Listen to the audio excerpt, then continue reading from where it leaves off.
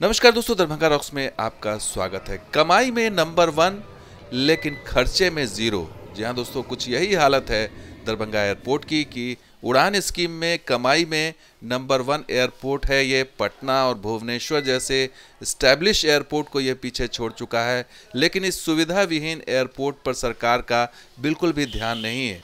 और अगर देखा जाए अब तक 2020 से लेकर के 2023 तक 3 सालों में सरकार ने 100 करोड़ रुपए भी पूरी तरह से इस पर खर्च नहीं किए हैं। और इसका आंकड़ा हम नहीं कह रहे हैं, ये खुद सरकार के मंत्री कह रहे हैं ऑन रिकॉर्ड संसद में। तो आज बताएंगे आपको उड़ान की सच्चाई, किस तरह से सरकार दरभंगा एयरपोर्ट को लेकर ढिंढोरा पीटती है, देश भर में दुनिया भर में इसकी सफलता के चर्चे करती है, लेकिन हकीकत में जो खर्चा है वो क्या है वो आपको बता देते हैं इस सुविधा विहीन एयरपोर्ट पर। तो पहले जान लीजिए कि कैसा रहा ये शानदार सफ़र रहा ये दरभंगा एयरपोर्ट का, क्योंकि पटना और भुवनेश्वर जैसे बड़े हवाई अड्डों को इसने कमाई के मामले में पीछे छोड़ा है। ये दैनिक हिंदुस्तान की रिपोर्ट है।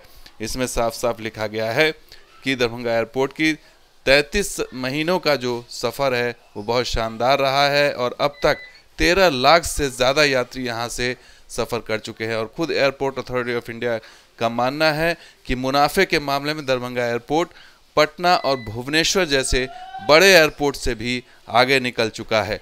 और इतना ही नहीं, माई गॉव जो सरकार की वेबसाइट है उसमें Darbhanga gateway to Mithila selfie contest भी उन्होंने शुरुआत की है, दरभंगा गेटवे टू मिथिला नाम से। और मिनिस्ट्री ऑफ सिविल एविएशन ने शुरू किया है और इसमें जो पार्टिसिपेंट होंगे टॉप 20 पार्टिसिपेंट्स उनको 500 रुपये भी दिए जाएंगे इनाम के रूप में। तो सेल्फी जो है वो खींच करके आप भेज सकते हैं। ये कंपटीशन शुरू किया है। तो तमाम तरह की चीज़ें हो रही हैं, लेकिन असली सच्चाई क्या है वो आपको बताना ज़रूरी है, क्योंकि दरभंगा एयरपोर्ट के साथ जो भेदभाव हो रहा है ये बताना ज़रूरी है कि कमाई के मामले में जो जिस तरह से दरभंगा एयरपोर्ट नए नए रिकॉर्ड्स बना रहा है, सरकार कमा रही है, केंद्र सरकार कमा रही है, राज्य सरकार भी कमा रही है, करों के ज़रिए उन्हें करोड़ों का मुनाफा हो रहा है। पिछले 3 सालों में तो करोड़ों का कमाई हुई है, लेकिन खर्चे के नाम पर 0 बटा सन्नाटा है। और ये हम नहीं कह रहे बल्कि सरकार की खुद जो मंत्री हैं उन्होंने संसद में ये बयान दिया है। तो ये स्थिति दरभंगा एयरपोर्ट की है कि पटना एयरपोर्ट जो नुकसान में चल रहा है, घाटे में चल रहा है, उस पर तो आप हज़ारों करोड़ रुपया खर्च कर रहे हैं। तमाम एयरपोर्ट्स जो बंद हो रहे हैं उस पर तो आपने हज़ारों रुपया खर्च कर दिया, लाखों रुपया खर्च कर दिया, करोड़ों रुपया खर्च कर दिया। लेकिन असलियत क्या है वो आपको बता देते हैं। ये एडी सिंह हैं, इन्होंने राज्यसभा में जो है वो सवाल पूछा था, तो उसका जवाब सिविल एविएशन मंत्रालय की तरफ से आया। तो सवाल क्या था पहला कि number of passenger traffic both domestic and international क्या है बिहार के अंदर। ये उन्होंने पूछा कितने पैसेंजर्स यहाँ से ट्रैवल करते हैं बिहार के अंदर, डोमेस्टिक और इंटरनेशनल। दूसरा सवाल था कितने पैसे आपने एलोकेट किए हैं डेवलपमेंट में इन एयरपोर्ट्स के लिए।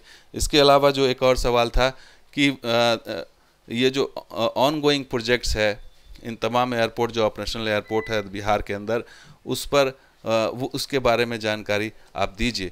तो ये इन सवालों का जवाब जो है वो वीके सिंह ने दिया। और जो जवाब था कि 6 एयरपोर्ट हैं बिहार में, उसमें सिर्फ 3 एयरपोर्ट फंक्शनल है और वो है गया, पटना और दरभंगा। ट्रैफिक मूवमेंट के बारे में जो उन्होंने जानकारी दी कि पिछले 1 साल में 2,29,000 के करीब यात्री इंटरनेशनल और डोमेस्टिक गया से उन्होंने ट्रैवल किया। पटना से 37,48,000 डोमेस्टिक यात्रियों ने ट्रैवल किया और दरभंगा से 6,14,000 यात्रियों ने सफ़र किया। ये उन्होंने जानकारी दी। उसके बाद दूसरी जानकारी उन्होंने बताया कि दरभंगा में जो खर्चा हुआ है, खर्चा होना था 140 करोड़ रुपये, तो उसके लिए वो एलोकेट हुआ था शुरुआत में। इसके अलावा उन्होंने बताया कि पटना एयरपोर्ट के लिए 1312 रुपये अप्रूवल हुए थे और खर्चा कितना हुआ वो बता देते हैं। दरभंगा एयरपोर्ट पर अब तक 92 करोड़ के करीब खर्चा है, जो 100 करोड़ से भी कम है। इसके अलावा जो पटना एयरपोर्ट पर खर्चा हुआ है वो 426 करोड़ जो घाटे में चल रहा है, उस पर भी पूरी तरह से जो 1312 करोड़ है वो भी खर्चा नहीं हुआ है। ना ही दरभंगा में जो 140 करोड़ रुपए दिए गए थे शुरुआत में वो भी खर्च नहीं हुए हैं पूरी तरह से। तो ये स्थिति बतला रही कि पिछले 3 साल में सरकार ने क्या किया है इस एयरपोर्ट का। जो एयरपोर्ट कमाऊ है, जो एयरपोर्ट कमा के दे रहा है, इतने कम सुविधा में, इतने कम संसाधनों में वो एयरपोर्ट के साथ सरकार क्या सलूक कर रही है, ये साफ साफ दर्शाता है कि आपने 3 साल के अंदर इसमें 100 करोड़ रुपए भी खर्च नहीं किए और जो एक्सपेंशन है इतना स्लो है कि प्रक्रिया अब तक नहीं पूरी हो पाई। और जो यात्री हैं जो यहाँ से ट्रैवल करना चाहते हैं, दिन और रात यहाँ से फ़्लाइट होनी चाहिए थी, उसके लिए जो है यहाँ पर प्रॉपर इंतज़ाम अब तक नहीं किया जा सका है। और जो विकास की रफ्तार है वो इतनी स्लो है जिससे कि लगता नहीं कि आने वाले कुछ महीनों में ये राहत मिलेगी। धीरे धीरे बहुत स्लो चल रही है और हो सकता है इसे 2-3 साल और लग जाए चीज़ों को पटरी पर लाने में। इसके अलावा आपको बता दें कि उड़ान की स्थिति जो है अभी क्या है, जिसका ढिंढोरा पीट रही सरकार कि उसके राज्य में इतना सारा एयरपोर्ट्स बना, फ़्लाइट्स रूट्स ऑपरेट हुई और उड़ान स्कीम उन्होंने लिया। उसकी सच्चाई क्या है वो बता देते हैं आपको कि और उसमें हकीकत दरभंगा एयरपोर्ट क्या निभा रहा है। तो 50% रूट्स जो है वो ग्राउंडेड हो गया है, यानी कि उड़ान स्कीम के 50% रूट्स पर यात्री न होने की वजह से यहाँ से फ़्लाइट्स बंद हो गई हैं। और आपको बता दें कि 469 RCS रूट्स अवार्ड किए गए थे, जिसमें से 225 जो है वो बंद हो चुके हैं, यानी करीब 50% जो रूट्स हैं उस पर फ़्लाइट्स ऑपरेट नहीं हो रही हैं। इसमें से 15 एयरपोर्ट कम से कम ऐसे हैं जिसमें कि सिक्किम का पैक्योंग एयरपोर्ट है, उसके बाद लुधियाना का पठानकोट एयरपोर्ट है, जो आदमपुर नाम से है, वहाँ पर फ़्लाइट ऑपरेशन नहीं है, वहाँ पर पैसेंजर्स नहीं हैं। इसके अलावा जो 9 हेलीपोर्ट्स बनाए गए थे, 2 वाटर ड्रोम्स बनाए गए थे, ये 2 वाटर ड्रोम्स जो है वो गुजरात के गांधीनगर और केवड़िया में बनाए गए थे, वो भी क्लोज डाउन हो गए, यानी बंद हो गए। जैसे ही पीएम ने लॉन्च किया अक्टूबर में ये बंद हो गया। तो तमाम जो 50% रूट्स बंद हो गए, कहीं ऑपरेशन, कहीं जो है वो यात्री नहीं है तो कहीं जो है वो उसका सफल नहीं हुआ। लेकिन जहां सफल है वहां आप क्या कर रहे हैं, ये बड़ा सवाल है।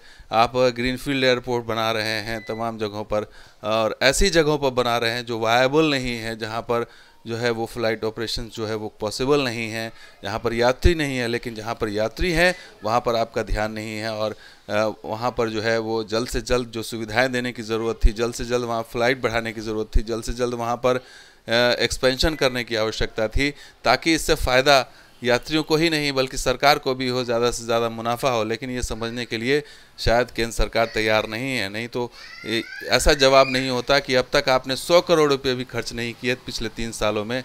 इससे बड़ी दुर्भावना या इससे बड़ी विडंबना क्या हो सकती है कि इतने सारे आपने 900 करोड़ का बजट बना लिया, या 1000 करोड़ रुपये आप आगे आने वाले दिनों में खर्च करेंगे, लेकिन अभी तक की जो स्थिति है वो 3 साल में आप 100 करोड़ रुपये भी खर्च नहीं कर पाए।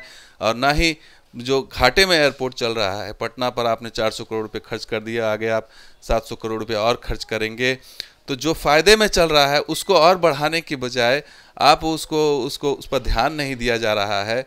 उसके एक्सपेंशन की अविलंब ज़रूरत है यहाँ पर, लेकिन उस पर बिल्कुल भी ध्यान नहीं है। इससे नुकसान क्या है? नुकसान आम जनता का है। सरकार को करों का और फ़ायदा हो सकता था, सरकार को मुनाफा हो सकता था, लोगों को और ज़्यादा फ़ायदा हो सकता था, कंपटीशन यहाँ पर बढ़ता, ज़्यादा से ज़्यादा फ़्लाइट्स आती, कम किराया होता तो यहाँ पर यात्री और ज़्यादा आते और पटना जाने की उनकी मजबूरी कम होती। तो लेकिन उन सब चीज़ों को ध्यान नहीं दिया जा रहा है, और अब ऐसे में देखना होगा कि आखिर सरकार को सद्बुद्धि कब आएगी, ये देखना अभी बाकी है। तो दोस्तों वीडियो कैसा लगा जरूर लाइक कीजिए, शेयर कीजिए, मुझे सब्सक्राइब कीजिए। कुछ और वीडियो के साथ हाजिर होंगे। अब देखते हैं दरभंगा रॉक्स। शुक्रिया, धन्यवाद। जय हिंद, जय बिहार, जय मिथिला।